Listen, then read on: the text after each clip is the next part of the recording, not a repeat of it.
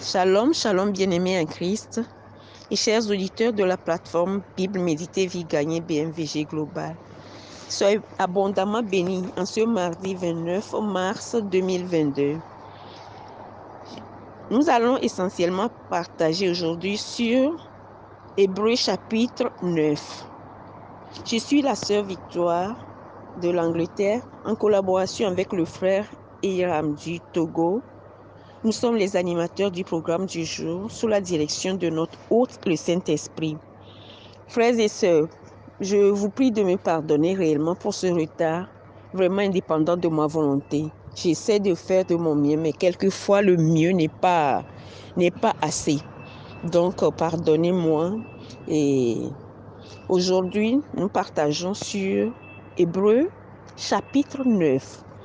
La question que nous allons passer en revue est, d'après la nouvelle alliance, est-ce que nous avons encore besoin de quelqu'un pour faire des sacrifices afin de nous purifier devant Dieu?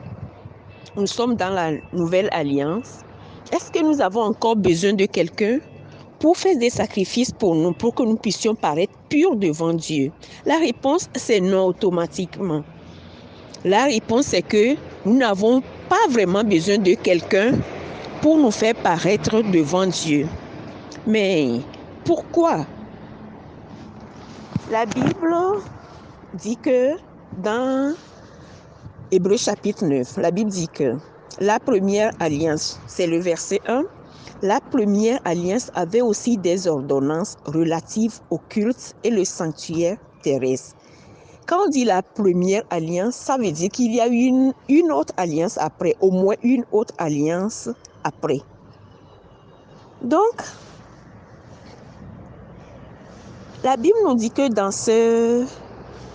la première alliance, il y avait beaucoup de choses que le prêtre ou bien le sacrificateur doit faire. Par exemple, verset 2, un tabernacle fut en effet construit. Dans la partie antérieure appelée le lieu saint était le chandelier, la table et les pains de proposition. Derrière le second voile se trouvait la partie du tabernacle appelée le Saint des Saints, renfermant l'autel d'or pour les parfums et l'arche de l'alliance entièrement recouverte d'or. Il y avait dans l'arche un vase d'or contenant la manne, la verge d'Aaron qui avait fleuri et les tables de l'alliance. Au-dessus de l'arche étaient les chérubins de la gloire couvrant de leur ombre le propitiatoire. Ce n'est pas le moment de parler en détail là-dessus.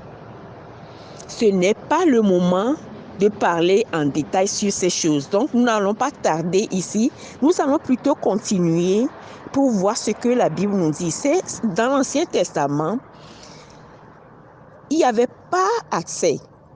Le peuple n'avait pas directement accès à la face de Dieu. Donc, il fallait que le sacrificateur, le prêtre, ou bien le pasteur, ou bien l'homme de Dieu puisse aller. C'est lui seul qui peut aller, mais d'abord, il peut aller dans le Saint des Saints, faire des sacrifices, apporter le sang d'un animal. Et puis, ça se faisait chaque jour. Quand quelqu'un pêche, il va là-bas pour se faire pardonner dans le tabernacle. Ça, c'était sous l'ancienne alliance. Et une fois par an, le sacrificateur peut aller dans le lieu, le Saint des Saints.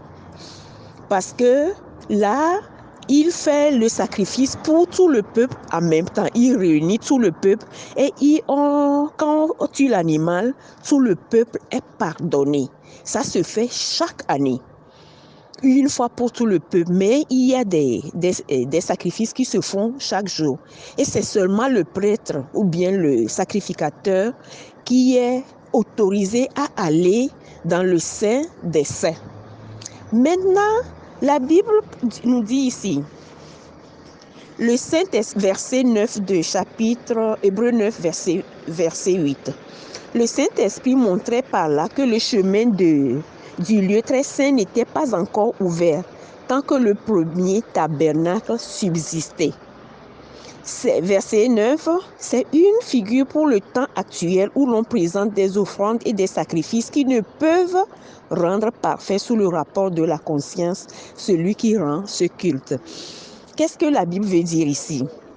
Dieu a toujours voulu avoir une famille. Dieu a toujours voulu avoir une intimité, une relation avec l'homme qu'il a créé. Nous savons que Adam avait il avait désobéi. Donc il a perdu la relation avec Dieu. Et puis après, Dieu avait choisi Israël. Et c'est comme ça qu'il avait donné les instructions pour qu'on puisse entrer devant sa face. Donc le prêtre, le sacrificateur ou bien le pasteur, je peux dire, en ces temps-là, allait pour le peuple, il servait de médiateur entre Dieu et le peuple. Mais si nous allons au verset, c'est ça que le Saint-Esprit dit, que c'était le chemin du lieu très saint n'était pas encore ouvert tant que le premier tabernacle subsistait. Donc les gens font le sacrifice, ils ne sont pas pardonnés, ils reviennent à la maison, ils pêchent, ils doivent aller encore apporter un animal, ils reviennent, ça continue, puisque l'homme pêche toujours. Mais Dieu a vu que non, c'est trop pour le peuple. Dieu a voulu changer parce qu'il faut l'argent pour aller. Chaque fois que je pêche, je mens, je dois aller faire le sacrifice. Après le sacrifice, je suis content, je suis en train de venir à la maison. Je vois quelqu'un qui m'a fait du mal. Mon cœur commence à bouillonner. C'est déjà le péché devant Dieu. Je dois retourner faire les sacrifices. Ça coûtait beaucoup d'argent, ça coûtait beaucoup de temps aussi. Et puis, l'animal innocent mourait pour l'homme qui avait péché. Dieu a voulu arrêter ça. Donc, il a dit, ça c'était une image seulement pour les choses à venir, que maintenant, il va faire les nouvelles choses. Donc, au verset 11, il dit maintenant, mais Christ est venu comme souverain sacrificateur des biens à venir. Il a traversé le tabernacle plus grand et plus parfait qui n'est pas construit de main d'homme, c'est-à-dire qui n'est pas de cette création. Et il est entré une fois pour toutes dans le lieu très saint, non avec le sang des boucs et des veaux, mais avec son propre sang ayant obtenu une rédemption éternelle. C'est là que je vais m'arrêter un peu. Ils disent, avant, c'était les boucs, c'était les animaux qu'on amenait pour que les gens puissent être purifiés. Mais quand Jésus est venu, il n'est pas parti il n'est pas parti comme les autres sacrificateurs. Il est parti différemment avec son propre sang. Et le tabernacle d'avant, c'était un tabernacle visible. Mais Jésus est parti dans un tabernacle qui n'est pas fait de main d'homme. C'est-à-dire lui-même, il est le tabernacle. Il est venu et il a versé son sang, il est mort pour nous et il est ressuscité. Ça veut dire que nos péchés sont pardonnés une fois pour toutes. Une fois pour toutes. Donc, quand nous acceptons Jésus, tous nos péchés, passés, présents et futurs, sont déjà pardonnés.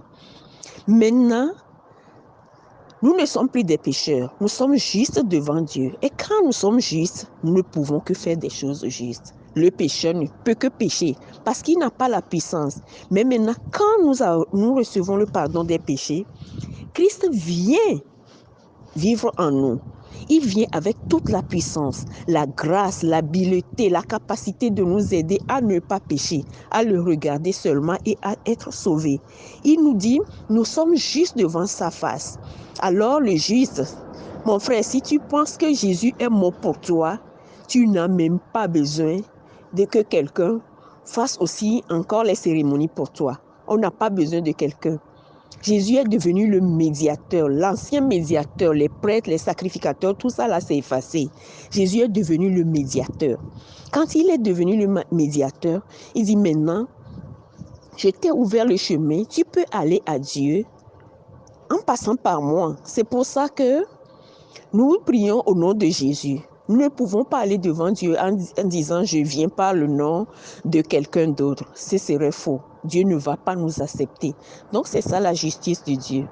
La justice de l'homme il n'avait pas la valeur, n'était pas capable de rendre quelqu'un juste. Mais la justice que Jésus-Christ nous a donnée, c'est gratuit. C'est à travers lui. Il a payé un prix terrible. C'est pour ça que maintenant, il nous demande de le regarder. Plus nous mettons notre nos yeux, notre confiance, tout ce que nous avons sur Jésus, plus nous allons dominer le péché. Le péché ne peut plus nous dominer parce que nous sommes venus par sa grâce. Ce n'est pas parce que nous sommes bons ou bien parce que nous avons fait quelque chose de juste. Il dit dans le verset, Hébreux 9, toujours verset 14, ok, je viens au verset 13 d'abord. Car si le sang des taureaux et des boucs et la sang d'une vache répandue sur ceux qui sont souillés sanctifie et procure la pureté de la chair, combien plus le sang de Christ qui, par un esprit éternel, s'est offert lui-même sans tache à Dieu, purifiera-t-il notre conscience des œuvres mortes afin que vous serviez le Dieu puissant. C'est que avant, à cause du péché, ce n'était pas capable, ce n'était pas possible de se tenir devant Dieu pour le servir. Parce que je le sers un peu, je pêche, je dois faire le sacrifice encore. Ça ne donne pas ça ne donne pas cette capacité, cette confiance de se tenir devant le Seigneur. Mais maintenant, comme nous venons à travers Jésus-Christ, son sang nous purifie. Il nous dit que nous avons la conscience pure. Dieu ne compte pas nos péchés contre nous. Mais le diable peut compter. Si nous continuons de pécher, nous donnons accès au diable. Il va venir dans notre vie pour nous dévorer. C'est pour ça que nous ne voulons même pas pécher. Et puis, regardez le prix que Dieu a payé. C'est un prix tellement grand que nous ne pouvons pas continuer à vivre dans le péché. Donc, frères et sœurs, c'est ça que je voulais partager avec vous aujourd'hui. Et verset 16, il dit, car là où il y a un testament, il est nécessaire que la mort du testateur soit constatée. C'est-à-dire que si quelqu'un a beaucoup de maisons ou bien une propriété, des choses pour ses enfants, et il fait un testament. Quand la personne est vivante, on n'ouvre pas le testament. C'est quand le papa ou bien le propriétaire, quand il meurt, c'est en ce temps-là qu'on fait les procédures pour pouvoir hériter. Donc, Jésus aussi, il était un testateur. Et s'il vit, s'il ne meurt pas, nous ne pouvons pas hériter de la vie éternelle. Il devait mourir. C'est pour ça qu'il est mort, pour pardonner nos péchés, expier nos péchés. Maintenant, il nous mène droit devant Dieu. Donc, c'est ça. Et il dit verset 20, en disant, ceci est le sang de l'alliance que Dieu a ordonné pour vous.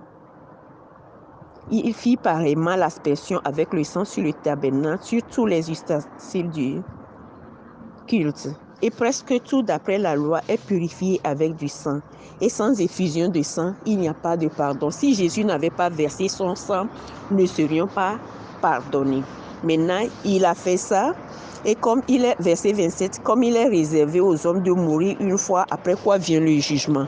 Si Jésus n'était pas mort, et que, ou bien il est même mort maintenant, si quelqu'un n'accepte pas le Seigneur Jésus, un seul péché suffit pour vous amener en enfer. La chose la plus simple à faire, c'est que Jésus est mort pour moi. Je veux l'accepter comme mon Seigneur et Sauveur et puis avoir mes péchés pardonnés. Comme ça, je peux commencer à avoir une relation personnelle avec Dieu. Mes frères et sœurs, nous avons de la valeur de Dieu. Vous avez de la valeur de Dieu. Dieu voit que vous êtes très précieux. Il vous donne une valeur que nulle autre chose sur cette terre n'a.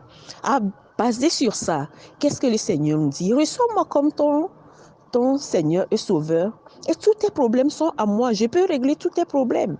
Il devient responsable. Il devient notre soutien. Il devient notre médiateur. Il devient tout pour nous.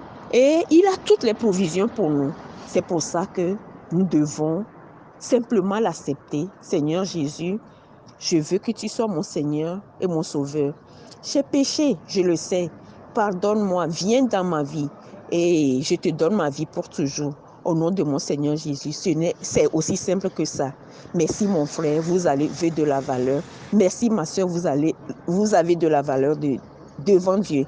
Que Dieu vous bénisse, que Dieu vous multiplie, que Dieu vous fasse grâce au nom de notre Seigneur Jésus. Amen. C'était la sœur Victoire. pour Hébreux chapitre 9.